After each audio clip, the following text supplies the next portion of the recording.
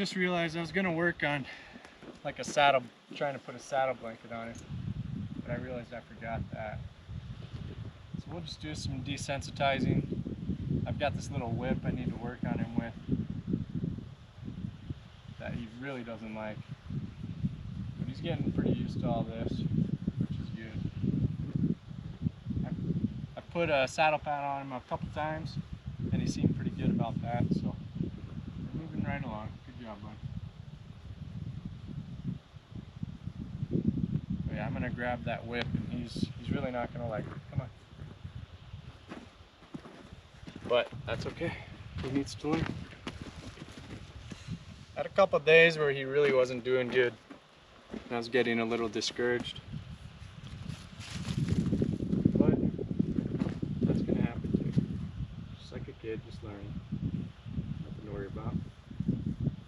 See? Okay. Yeah, see, he doesn't like this whip. That's all right.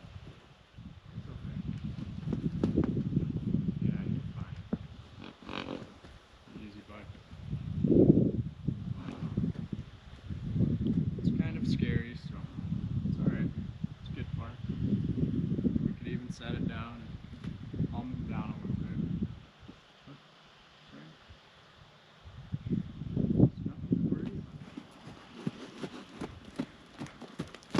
Try and turn him. That way, that way. There, good.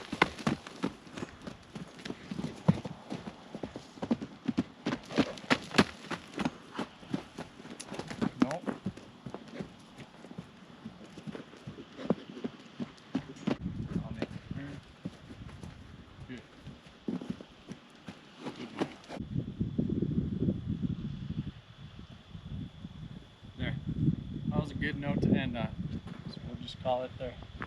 Good job, bud.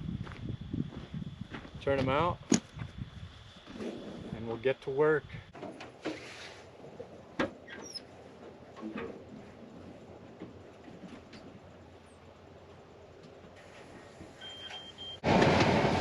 Start this baby up.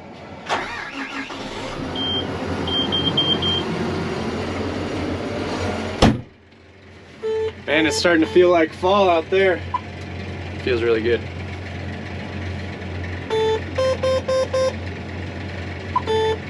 So we are able to get a third cutting off of our irrigated alfalfa. We have our one center pivot here, and the other one is back a half a mile to the west. So I've been cutting this. I cut this all yesterday and a little bit the day before, and I'm just gonna finish up. It's about 100 acres. It was kind of spotty.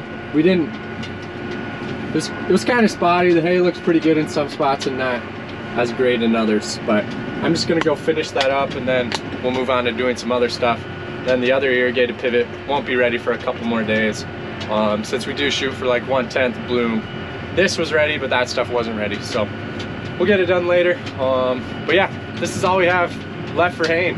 So once we get this on the hay on the ground and get this all raked and baled up, we should be done haying, and then it'll just be moving a lot of bales and getting ready to round the cows up. So the year is already moving right by. So this side of the field is by far the best. That far side up kind of on that ridge, the soil isn't as good, and since it just got so dry and hot, it kind of got burnt up there and didn't grow as much. But this stuff looks pretty good. We'll have some decent hay down in here.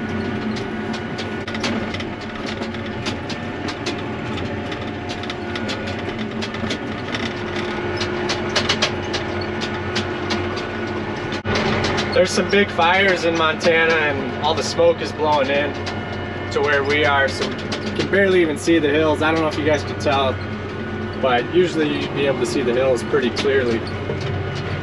But it's really smoky. It's been smoky for about a week, and it'll be nice when it all blows away. But that's why the sun looks so funny too. It should look normal.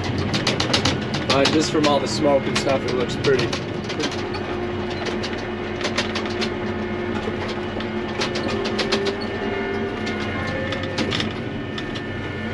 Just about there.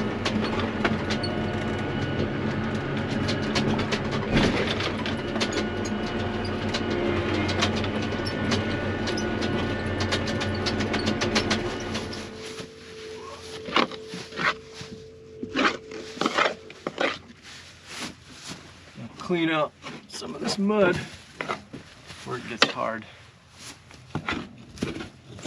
It's kind of hard to get out of here.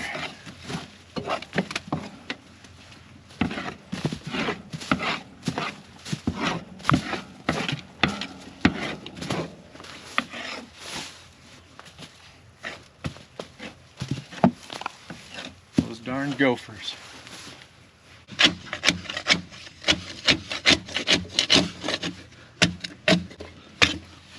See, it already started caking on there a bit, which is okay.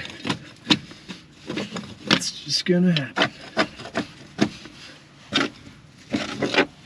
So we've got probably about 400 or 500 acres that we're gonna plant into winter wheat. Well, probably 400 acres that we're gonna plant into winter wheat and winter rye.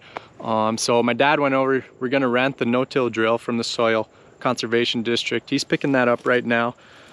And then I think Jaques is gonna start planting, but before we plant, we need to spray. So we had millet in here, we're gonna spray this, spray the millet fields, spray some of the winter wheat fields that we had this last year, and just start over. But we gotta get rid of the weeds. So here's our sprayer. It's pretty cool, it's a little Spra-Coupe. I don't know what year it is, we got it a couple years ago. Before that, we always just hired some custom sprayers to come in and spray for us, but that's kind of expensive, so we pulled the trigger on this guy, which it actually works really well. It's got a 1960s Volkswagen Bug engine in it, which is kind of neat. I'll show you here. So it works really well. It actually has a positive ground, which I thought was interesting.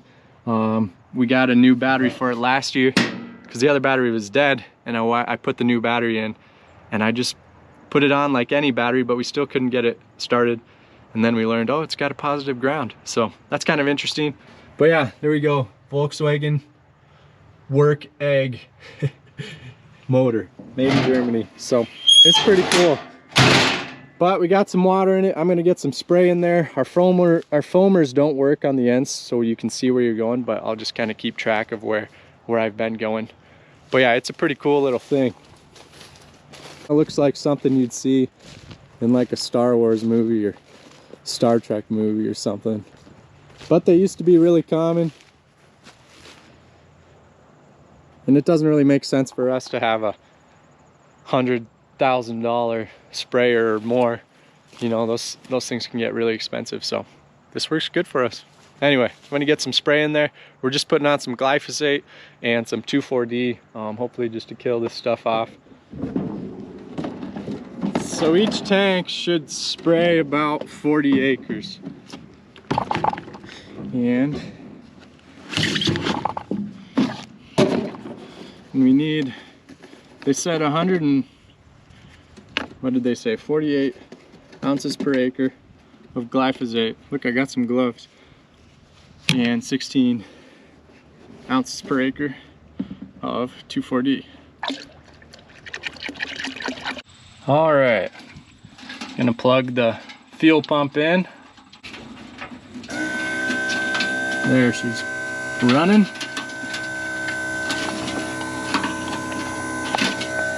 I'm gonna fire her up and get to work.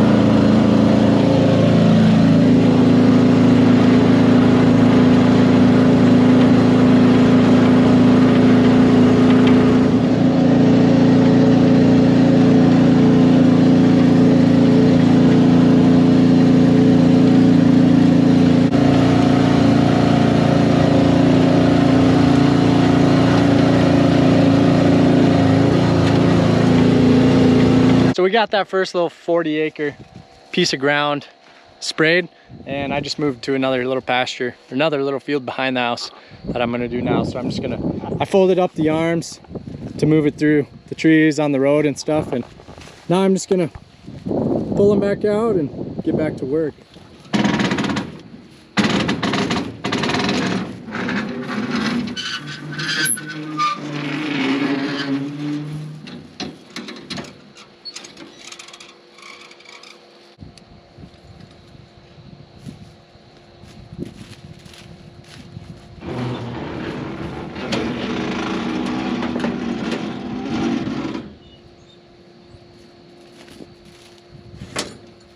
Originally this had some cables on it that we were able to use, but I think those are long gone. So we had to resort to using some ratchet straps, which works just fine.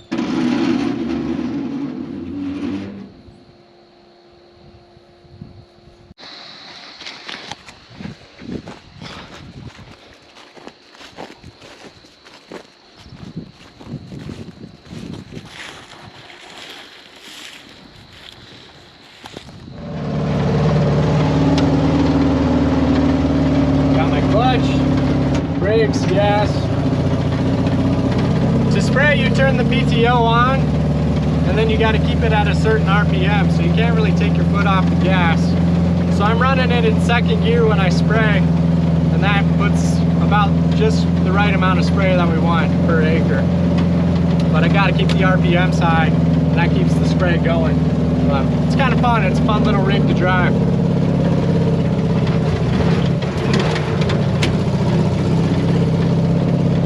When I was spraying that last field, I noticed that the wind was kind of picking up, so I just looked, and it's about 20 miles an hour, which I don't think you're supposed to spray if it's over 10 miles an hour. So I am probably gonna stop.